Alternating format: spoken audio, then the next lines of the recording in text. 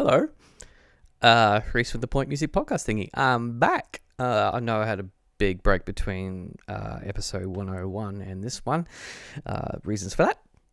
Anyway, returning with a very cool one. I have Cooper from Bad Neighbour, Brisbane alt emo kind of band that's just been doing amazing things. Their first album, Millions, was incredible, and I think featured one of the tracks featured in the Pointies two 2 years ago. Anyway, they got a new album coming out on June 5th, Burns for the X-Rays.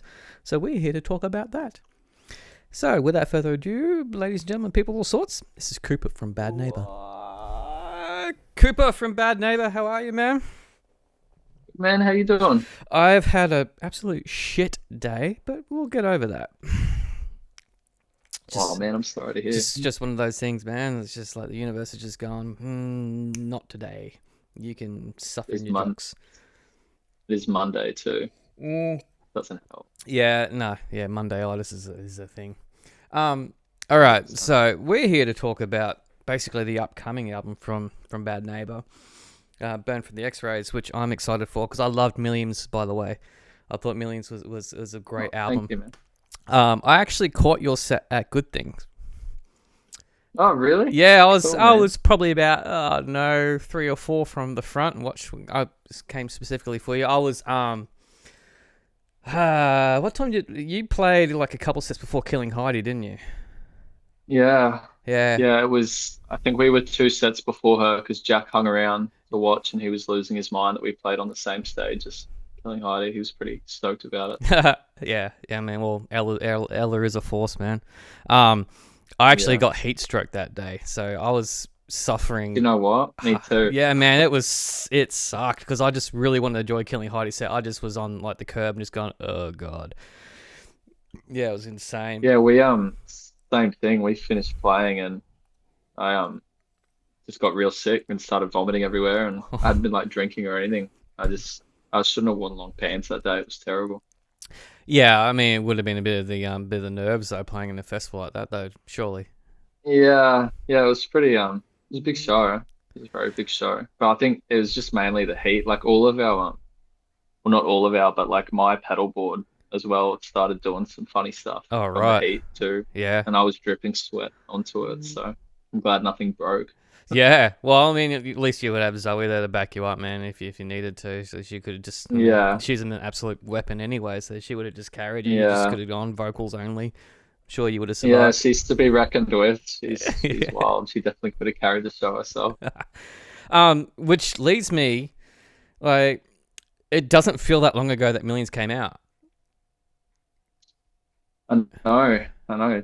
2 albums in 2 years. Yeah, A but lot. how did you cram that in? Because I know Millions was you worked quite a bit on that. That was like at least 18 months sort of like drip feeding tracks, right?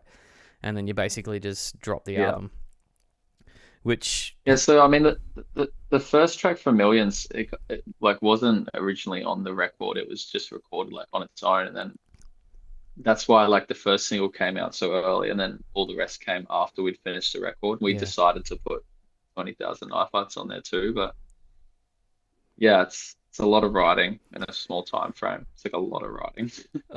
Well, I've always likened your stuff to like, even though there is that heavy emo alt kind of vibe to it, there's a hell of a lot of singer songwriter coming through, particularly on your behalf, because you're very heavy Mm. into your lyricism and just even structurally, you know that these songs could be pulled off like acoustically easily. Do you like come up with that idea like you write all this stuff acoustically first and then basically go flesh it out from there?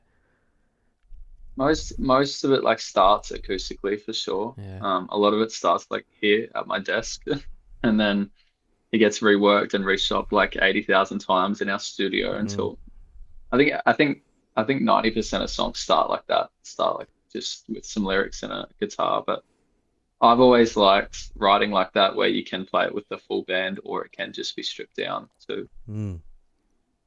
like an acoustic guitar or just like a single guitar. I like writing like that because I like that's how I write here, and then everything else we bring to it kind of just makes it better and more complicated, I guess. Yeah. But would you ever consider like doing like an EP of like acoustic versions of the tracks from either Millions or Burn from the X-Rays? Well, so while we were writing Burns from the X-Rays, I actually started like an acoustic side project that's pretty like not a lot of people know about, but Oh, it's called Riley. cool. And doing I've been releasing songs through that for about a year and a half now. And that was kind of like the same.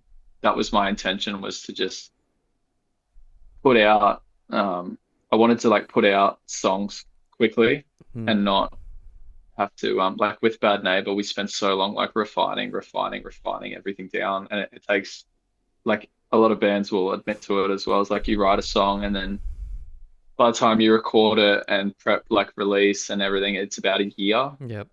that it comes out Yep. from writing it. Whereas with like Riley, I just wanted to write a song at my desk and put it out 2 days later. So I've been doing that and I've been really, really enjoying it because I like playing with my band. Like I love playing with my band. I don't know if I'd want to put out too much solo stuff like through Bad Neighbor, but I write a lot of songs that don't really like fit with the band. So I Mm. just put them through Riley and I really, really enjoy it because I don't have to think too much about it. I just can just write and then I release it myself, and but I don't really promote it, which is probably to my own detriment. But I just like putting it's more for me, it's like a passion project. I like putting out music. That'd be like a form of catharsis for you. I'm assuming, like, because you may feel like that with Bad Neighbor, there are certain constraints, or you might not feel like you're able to get too vulnerable in that sense, whereas you could with that Riley project. Am I wrong there? Or Yeah, absolutely. And I have like I definitely have said like not bad things, but I definitely have like uh, been a bit more like exposed and kind of emotional on some of the Riley stuff than I have with the mm, Bad Neighbor stuff's all pretty hard on the sleeve as well. But you're definitely. I try to keep the two like very separate. I want to do something with Riley that is completely different from the band. But it Mm. is nice, yeah. It's nice to just write a song and not have it go through like rigorous um like peer reviewing before it comes out. Well, even It's then, only me. yeah, in the recording process and production process, a lot of people don't realize that the song sketch will go through multiple changes before you hear the actual like finished product. It may end up being like, it might have started as a 4.5 minute like epic, and it's just turned into a 2.5 minute song because you just Yeah, strip things from it because certain things didn't work or seemed too yeah. bloated, or yeah. 100%, which is so important. Like that is so important, especially in like a band environment. And Hmm.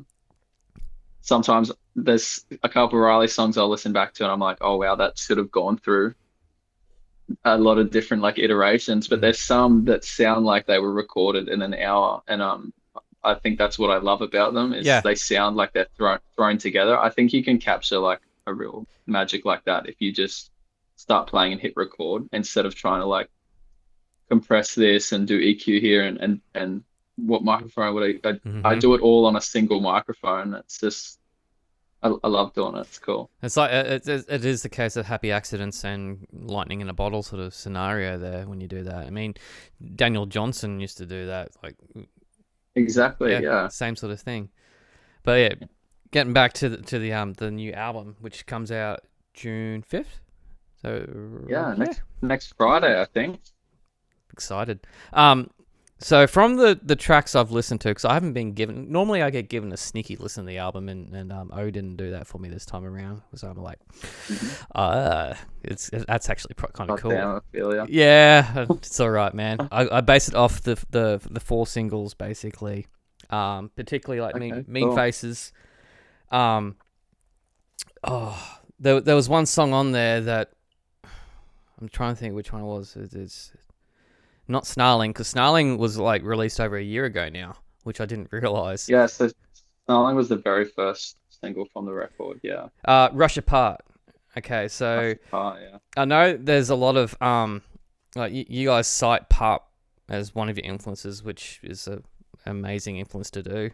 I saw those guys support Smith Street Band of all things, like years ago, and I was just like, oh my god, these guys are actually better than Smith Street Band, but don't tell people Oh no, they're incredible. that. But there is elements of Finch, particularly like their earlier album coming through on that song. I don't know if you actually realize Oh, that. cool. Yeah. You know, you know what's funny is admittedly, I've never heard of Finch, but I was listening to a podcast the other day with an artist that I really like, and he was talking about how much he loves Finch, Yep. and they're on like my to listen list because whenever like an artist that I love is like this is my favorite band, well I'm like, well I should probably check out that band then. Bro. But I haven't yet, so I'll have to. I'll probably be like very stoked to hear that once I check them out. I reckon you'll just go, oh shit, yeah, I get it now. Like what it is to burn and those songs on there on that particular album, which is their first one, I think.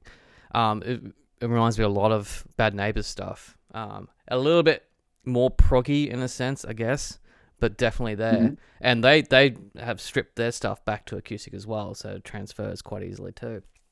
But Oh, I gotta check them out, man. do it, man. And it might influence like future Bad Neighbor stuff. I don't know.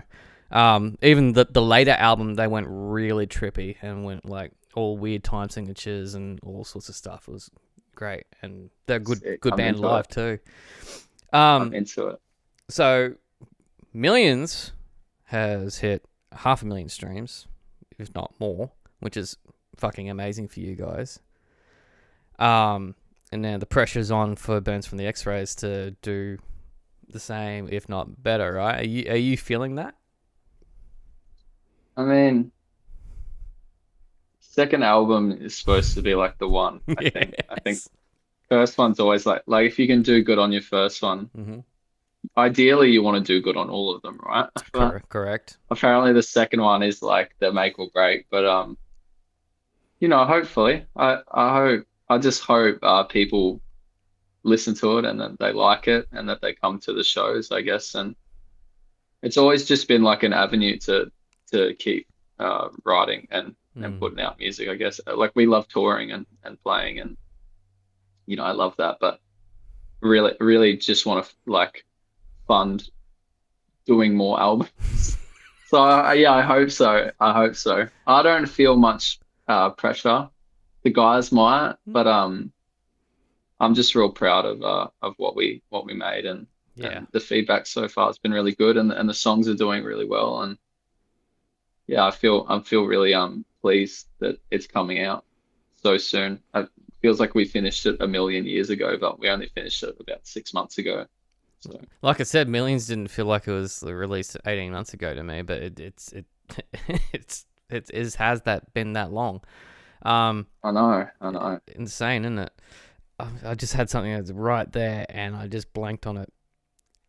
I hate that conversation thing. Like it's the I ADHD do brain that. in me, man. It's just like I'm ready to go with this one, and I just had another thought, and I just lost it. I do that every day, man. Oh, production techniques. Okay, so Millions has a bit of a rawness to it, right? And it's still quite very well produced, but there's an element there that's just. I think with the later stuff that you're coming from Burns from the X-Rays, it's I don't know if it's fatter, but there's something about it that's it's slightly changed. Like it's Mm. almost like it's darker in tone. Am I wrong with that one? Yeah, the singles definitely 100%. It's quite weird because the ones we picked for the singles are like the very full like band ones, and Mm. then the second half of the record is a lot. It's like more weird and darker and moody and Hmm. like more. We've got one song with like synths and like a drum machine on it, and then one song it's called One Wing. It's me and Zoe like harmonizing over like a creaking acoustic guitar, and it's only like a minute and a half long. And we like really wanted to write like a cohesive record this time because we loved Millions so much, but it felt like to us almost like 10 singles, Yeah. especially in the way that we wrote it. Whereas like when we set out to do this one, it was very like let's make an album like from start to finish and let's work on that in its entirety, not like one song at a time. Yeah. And so there's a lot of different production that we used in most of the record. Um, and I've loved like the singles and stuff, but the ones that I'm most excited to put out are the ones that are on the rest of the record now, like on the full release, because they're the ones that we spent the most time on, because that has all the weird production and the weird, just all of the weirdness that we spent weeks on. It has all of that in it, and a lot of it is like stripped back too, but Hmm. also it's stripped back, but there's more in it somehow. I don't know how to No, explain it, I but know exactly what you're talking about because I listen to a lot of that stuff too, where it sounds like it's sparse, but there's multiple layers just building up underneath it. yeah, And so is this putting more yeah. pressure on Jack then to like trigger stuff when you're playing live? Uh, it's funny because like realistically, we don't go too crazy with, and like I never want to write a song that we can't play live. Mm-hmm. I'm really big on that, and like we could do a bunch of this stuff live, like we could have some stuff in a backing track and this that, and the other, but we just find cool ways to do the stuff we record like with our guitars, and most of it is guitars. Oh, It's cool. just guitars that are sampled, and we do some weird stuff with them, so we can do it live, but we make it fun Yeah. and unique in like the way we play it live. Like nothing is ever exactly how it is on the record. I think a lot of bands are like that too. Yeah. No Yeah. one ever plays things exactly how they're on the record, because we've been playing like Slip Away for 5 or 6 years. So we've kind of changed it up a bit. It's Mm. the same with every song. You kind of have to change it up a bit live. But Yeah. I Uh, guess when the record just comes out, we probably should play the songs like exactly how they are, because it's that people want to hear them. But Nah. I think Jack will be fine. He'll figure it out. There's nothing wrong with putting like different spins on it, particularly if you're already over playing them. I mean, maybe on the first tour or first run of shows that you do, yeah, you do it album run and then chuck a few sort of like older tracks in there. But Yeah. the urge will be there to muck around with the singles because you just get bored with them pretty after playing them so Yeah, many times, right? 100%. We just add like we'll slow bridges down, or we'll like cut drums out of a Yep. bridge or something, or just we do it with Rush Apart. We do like this weird halftime waltz Really. thing in the bridge before like the solo. Yeah, and it's really fun to do. So we just keep doing it. And it's almost like funny. And so when people who like the song, when they hear it live, they kind of like have a bit of a laugh, because they're like, oh, okay, we're doing like this country slow waltz thing for a second, and but then it comes back normal, and it's cool. So But I think people like it. I mean, hopefully we like it. I mean, I've always loved that about watching bands and seeing how they fuck around with their own songs, just well for their own sanity, and also just to keep people on their toes. And like it's almost like they did that, that's sick, and then they keep cut it into something that's very familiar. There's a lot of bands Yeah, that I've definitely. seen that do that, like even chucking in like a cover in a medley sort of way to be In the sneaky. middle, yeah. Yeah, yeah, I always love that Yeah, kind of it's shit. just cool to have fun. It's cool to have fun with your own songs, even like, you know, you've been playing them for ages, and then you find something that kind of reinvigorates like a love for it. And if 100%. it's Yeah. something weird live, then it's cool. And people respect it, like they like it. I like it. Yeah, it just keeps the fire alive. I mean, for you guys, you are pretty intense live. Like I said, I've seen you in good things, and I have seen footage of the shows and everything. Oh, And there's a lot of energy involved. So, with your sort of, like you're saying, you got some deeper cuts on the album there that might give you some breathing space. I'm assuming during the sets. yeah, yeah, 100%. We've got one, the title track from the record. We've been playing that live recently, and it's like the most fun we've had playing a song in a long time, because everything's like very loud and very screamy, and lots of yelling, and drums are just like going very hard, and Mm. Burns from the X-Rays is like it's like very tepid and slow, and it builds and builds, but it's like very there's like a lot of words in it and a lot of clean guitars, but it doesn't really get like loud and disgusting at all through it. It's like Restrained. it's very like tepid through the whole thing. Yeah, Mm. and it's just nice to. I remember when we rehearsed it like for shows for the first time, and it was just so cool. Everyone had such a fun time, because no one was being loud. Yeah. It was cool to try and restrain ourselves to like try and be quiet, You just want to and bust out. it's yeah, like in the recording. Um, it's crazy because like speaking of like Jack having to drum them live, like he doesn't actually drum on that song. The kick drum stays through the whole song, and the kick drum is actually like my heartbeat that Ah, we recorded right. to a microphone, and we chopped it to fit the tempo, Yeah, and so the kick drum is just my heartbeat through the whole song. So that's sick. I don't know what Jack can do. He can like put a raw heart in his kick drum or something, but Just it's stick, pretty grab cool. a pad and just do that. There's nothing wrong with doing that. Yeah, I 100%. know. I know. Muse did a similar sort of thing with I think it was might have been Madness. Um, I think it was off the Second Law, and it was Matt Bellamy's unborn child's heartbeat, and Oh, that's I man, I love stuff like that. he I used that love as a it. kick. It was dope.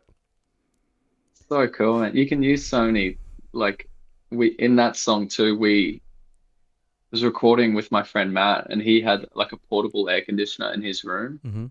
and it was make it they're quite loud, and it was making all this like white noise while we were recording, and we actually like recorded it for the duration of the song, and it's blended into the background of the song to create like this like white noise like ambience Nice. thing. I Yeah. thought he wanted to do it, and I thought he was crazy to begin with, and then when we added it in, it was like this makes it sit so weird. It makes you like really uncomfortable, and Well, that's a you good might thing. not even notice it if you listen to it, but I think it's so cool. I like it a lot. Was that Matt from Talk Heavy that you're talking about?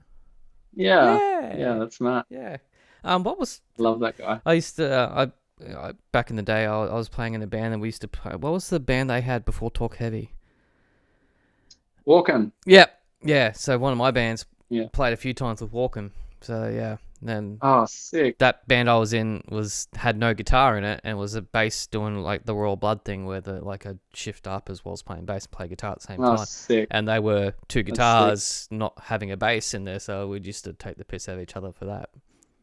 Yeah. Yeah. Yeah, I used to go to all the walk-in shows, and now I go to all the Talk Heavy shows as well. Matt's one of my best friends. I really love that guy. Which explains how you got involved with Knife Life Records, I would assume. Yeah, well, kinda. We were friends with like Josh Yeah. and Taylor. Well, yeah, I mean Taylor is in Talk Heavy. It does explain how we got into nightlife. But yeah, pretty cool to be on a label with your best friends, Yeah, really. right? It's like doesn't really get any better than that. Because didn't Josh used to do another label? Yeah, Uh, so Josh still runs Grayscale, Grayscale. which Yep, yep. it do a bunch of like heavier bands, like metalcore adjacent Yeah. stuff, punk and hardcore. And it's cool. You know, him and Taylor just created this little home for emo music, and That's sick. it's cool. We're really lucky to be involved. Plus, that there is some like really good like heavy emo sort of alt kind of stuff happening and brewing in Brisbane right now, or around Australia too. I mean, Dive Down is another great one from Yeah, Sydney in this incredible band. same sort of realm as what Bad Neighbour is. But off the top of your head, name a few bands in Brisbane you reckon that deserve a little bit of Oh recognition. man, Apart from Talk Heavy, because we already talking. know they're great. Yeah. I know. Talk Heavy are very cool. Um, I'm really into a band called Melting at the moment, but I actually think they're from Melbourne, but not from Brisbane. Oh yeah, I know who they are. Yeah. Um, Verum are a really cool band. Yeah. I love Verum. Oh, it's hard because we have so many friends like in Melbourne and Sydney and Adelaide. I'm waiting for the next wife cult Uh, stuff to come through. To be honest with you. Dude, Wife Cult, yeah, what I know that they're technically like Gold Coast, but Jareth is one of the best songwriters I've ever heard in my life, and Yeah. he's the sweetest human I've ever met. I love Wife Cult. Sunbleach, are a cool band from Brisbane, Yep. doing some cool stuff. They're more emo than what There's a you lot guys of are. To be honest with you, Sunblush. yeah, Yeah. yeah, they're doing like that And the that citizen and the thing, which shoegaze is kind really of cool. thing as well. Yeah, Yeah. yeah, I'm into it, man. I'm into it. So back to Bets from the X-rays because this is what we're supposed to be talking about. Have you have you got to run at shows playing for this? You know what's funny, man, is we literally just finalized them about half an hour ago. Oh yeah. Well, half an hour before we started this, Yeah. we got we finalized the dates. So yeah, we do. I think we'll be announcing those probably ASAP, probably in the next few weeks, I think. Yeah. A couple more things to organize, but yeah, August we're touring the album, and then Nice. we're back out in November doing a much bigger tour. So cool. Any bands on that list that sort of like you'd ever want to team up with? Like who we'd want to support, Yeah, like yeah, around dream, Australia, yeah, or like dream, just like dream support. I mean, you guys are headliners oh, anyway, and but like anything that you I would. know I know Jack would love to talk with he'd love to tour with Under Oath. That's his favorite band. I don't know if we'll ever tour with Under Oath, but that'd be or like Alexis on Fire, that'd be cool. That'd be sick. Um, it wouldn't work. I've been listening to a lot of like Geese lately Oh, and really? Cameron Winter, so I mean that'd be pretty cool. I'd love to talk Git, but it just it would never happen. I'd love to do like a full tour with Microwave. That'd be really cool, like an Australian tour. Mm-hmm. Someone like the Wonder Years or something like that would be cool. We like supporting like American emo bands Yeah. because we pretty much like all of them. Mm. So, but we're pretty lucky. Like we've toured with a bunch of our favorite bands already. Like we're good friends with the Mystery Band. We've played like nearly 20 shows with them now, and Ooh. we toured with Pop Mulligan and Tiny Moving Parts, and Yep. we did good. Like we're really fortunate. So we'll take whatever comes our way. To be honest, Going back to that Geese choice, and that's a bit of a contentious pick, given that like the thoughts of some people thinking that they're industry plants. I know. What's your thought on that though? Yeah, I've been reading all of that. Mm, I don't know. I think they blew up so quickly yeah. and so like ferociously that people can't understand it. I don't think you can manufacture. I think it's pretty hard to manufacture musical success nowadays. I think you used to be able to do it. Mm, I think it's like a bit of a running joke. I think Geese are great. I think Cameron Winter, like in particular, is a great songwriter, but I don't know how deep the rabbit hole goes, but yeah. I don't know. I But tried. I tried to listen. I think there was the performance on, was it Jimmy Kimmel or one of those that I watched. I was like, okay, yeah, I get it, but I tried to listen to the album and I just couldn't dive into it. I don't know. Just I didn't grab know me. a lot of people are like that. There's nothing. Mm, It's because some people I'll be like, man, you gotta listen to Geese, and they'll be like, yeah, this is so shit. This is like the worst song I've ever heard, and I'm like, yeah, that's okay. Like some people, and it is weird. Like some of it's really weird. I've listened to that new record like 100 times, so yeah. I'm like I'm indoctrinated into the thing now. But a lot of it, like I tried to show Jack some Geese stuff, and he was like, I hate this, and I was like, yeah, that's okay. Like I it's not mean, for everyone. I was kind of like that, but with the ADHD in me, I get the PDA, the pathological demand avoidance stuff. So if someone's telling me Yeah. I should listen to something, I'm not going to listen to it. So Yeah, I'm the same, man. I'm the same. I was kind of like that with Sleep Token, for a long time, and then I was when people stopped telling me to go listen to it. You know what? I'm gonna have a listen now. Oh, I get it now. I get it. I get it. I get I it. get it. Yeah, Yeah. 100%. So Trust me, man. Geese is like that. I promise. You just gotta. It takes a couple goes for everyone because it took me a few goes, but I kept hearing a couple songs while we were writing the record. Actually, Matt showed me Geese. okay. He showed me. He said you'd love this, and I listened to it. And I was like, I do love this. And then so he's to blame for the whole thing, but It's all your yeah, I fault get it. now. I fully get it. Music wouldn't be cool if it was for everyone. If Exactly. everyone liked it, it'd be lame. So I mean, I don't like country music, but there's a lot of people around me that do, and I'm just going, yeah, you know what? That's yeah, cool. 100%. That's cool, but it's not my thing. Yeah, I'm the same, man. I'm the same. All right, we'll wrap this up. But if you were to sum up one song from the album that explains the album, apart from the title track, which would probably be the most obvious thing. But yeah, so like a deep cut. What do you reckon would be? I think Smidley. I think like the closing track Hmm. for sure.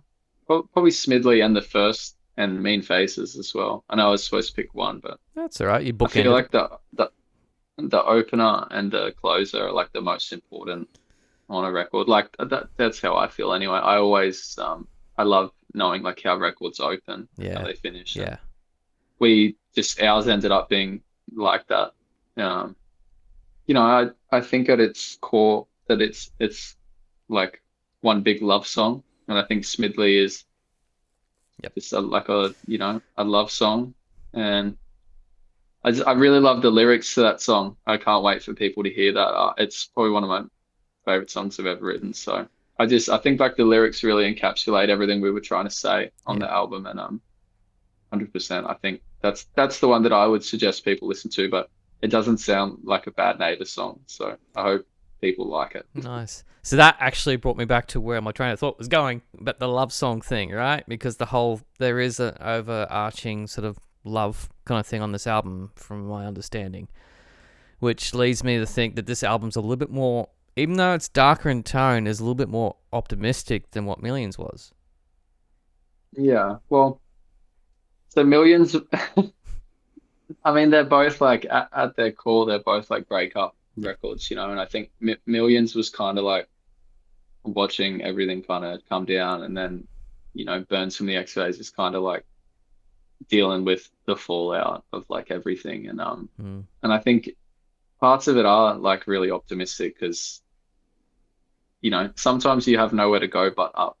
You have no choice. yeah, So, it sounds dark like you know, in some of the songs sound pretty dark and miserable, but there's like happy undertones to some of it, I promise. You just gotta dig really deep to find some of it. But everything is it is all optimistic, and I'm feeling good despite what people might think.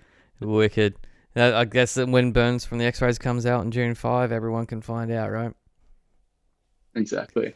Cooper, you've been amazing, man. You hang on the line there. I will put up everything, the singles and that, and then eventually I'll switch it over to the album once it comes live on this podcast. You hang on the line. I'll have a quick debrief with you. Everyone else, adios. Big thank you to Cooper from Bad Neighbour. That was an excellent chats and good way for me to get back into the podcast thing.